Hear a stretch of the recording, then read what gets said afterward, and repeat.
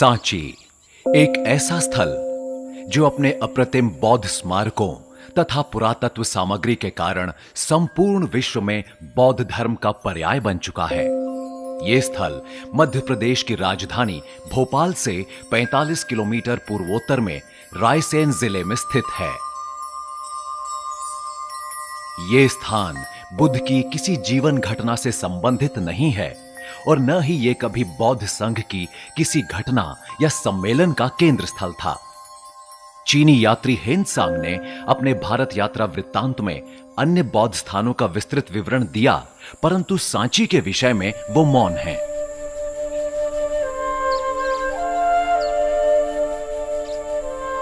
मौर्य सम्राट अशोक द्वारा बौद्ध धर्म अपनाने के पश्चात उन्होंने बुद्ध के अवशेषों पर कई स्थानों पर स्तूप का निर्माण प्रारंभ करवाया, लेकिन सांची का महान स्तूप वर्तमान में भारत के तमाम स्तूपों से काफी अच्छी स्थिति में है।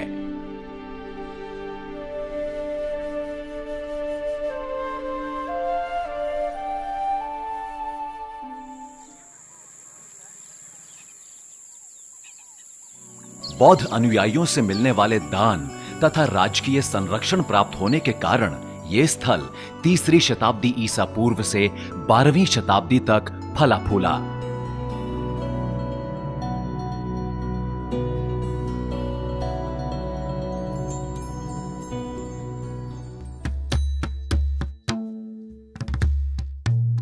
सांची की पहाड़ी पर स्थित सभी स्तूपों में स्तूप क्रमांक 1 सबसे बड़ा है, जिसका व्यास 36.68 मीटर और वेदिका तथा छत्रावली को छोड़कर इसकी ऊंचाई 16.46 मीटर है। इस स्तूप में दोहरे सोपान मार्ग से युक्त मेधी, स्तूप के चारों ओर भूवेदिका, प्रस्तर निर्मित प्रदक्षिणा पथ, स्तूपाकार अस्थि मंजूषा, हर्मिका एवं वेदिका से परिवृत्त छत्रावली तथा चारों दिशाओं में 4 तोरण द्वार का प्रावधान है। इस महान स्तूप का निर्माण अशोक ने करवाया था, परंतु वर्तमान परियोजना शुंग कालीन है। अशोक कालीन ईंटों के स्तूप पर प्रस्तर खंडों का आवरण चढ़ाकर स्तूप का आकार बढ़ा दिया गया था। अलंकरणों से परिपूर्ण इन 4 तोरण द्वारों का निर्माण ईसा पूर्व 1ली शती में सातवाहन राजाओं के शासनकाल में हुआ। इसकी पुष्टि दक्षिणी द्वार के शीर्षस्थ सिरदल पर अंकित शिलालेख से होती है तथा इनके निर्माता विदिशा के दंतकार थे, जिसकी पुष्टि उस अभिलेख से होती है जो दक्षिणी तोरण के बाएं स्तंभ पर उत्कीर्ण है।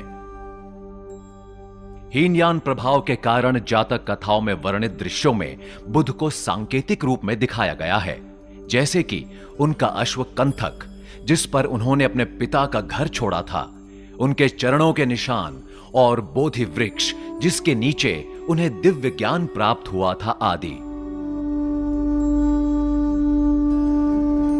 पूर्वी प्रवेश द्वार बुद्ध के जीवन के उन दृश्यों के बारे में बताता है जब युवा गौतम ज्ञान की तलाश में अपने पिता का महल छोड़ देते हैं। बौद्ध पंथ में यह घटना महाभिनिष्क्रमण के रूप में जानी जाती है।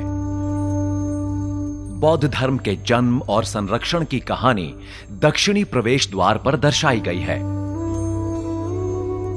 दूसरी ओर उत्तरी प्रवेश द्वार जातक कथाओं में वर्णित भगवान बुद्ध के चमत्कारों पर आधारित है।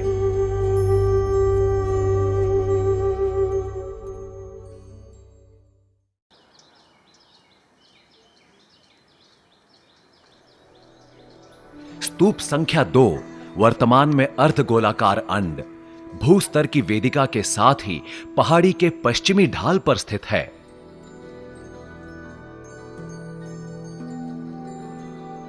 वेदिका पर उभरी हुई कलात्मक शैली और अभिलेखों के आधार पर यह निर्माण 2री शताब्दी ईसा पूर्व की अंतिम तिमाही का जान पड़ता है। स्तूप अंड के भीतर प्राप्त प्रस्तर की मंजूषा पर प्राप्त शिलालेख के अनुसार इसके भीतर 10 बौद्ध भिक्षुओं का पार्थिव शरीर निहित है।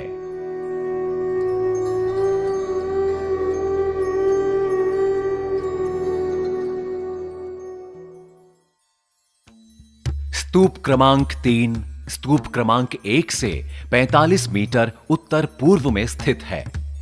इसमें सीढ़ियां, प्रदक्षिणा पथ युक्त वेदिका और ऊपर की तरफ छत्र विद्यमान है, जो कि दूसरी शताब्दी ईसा पूर्व में बना।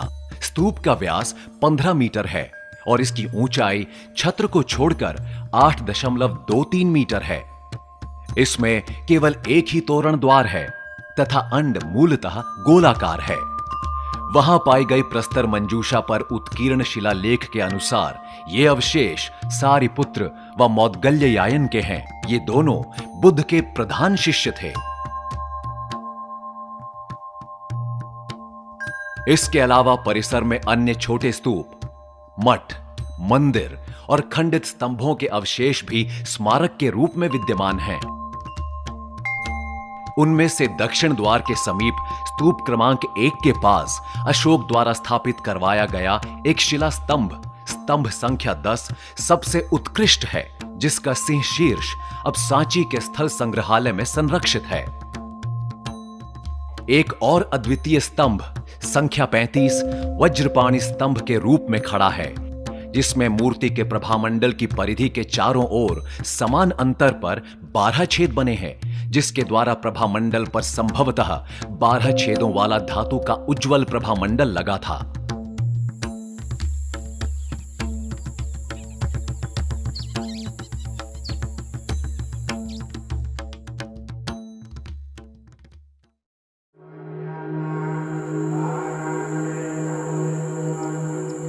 सांची के कई पुरातन स्मारकों में महत्वपूर्ण चैत्य सभागार मंदिर संख्या 40 है, जो कि दूसरी शताब्दी ईसा पूर्व का है।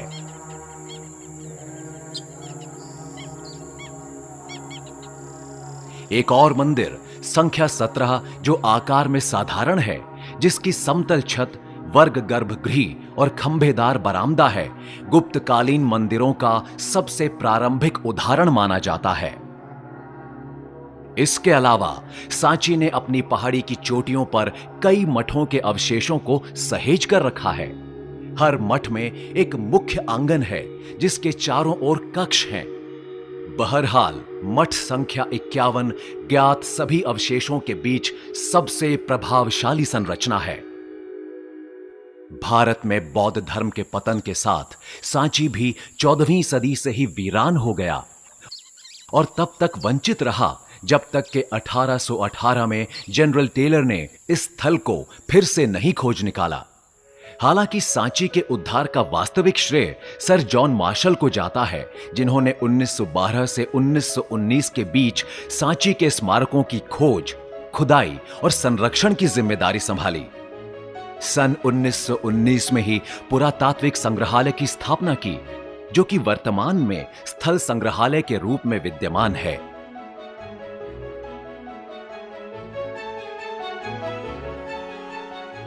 अपनी भव्य कलात्मक उत्कृष्टता और बौद्ध लोकाचार को देखते हुए सांची सार्वभौमिक महत्ता के स्मारकों में सम्मान के साथ देखा जाता है और साथ ही 1989 से ही विश्व धरोहर की सूची में शामिल है।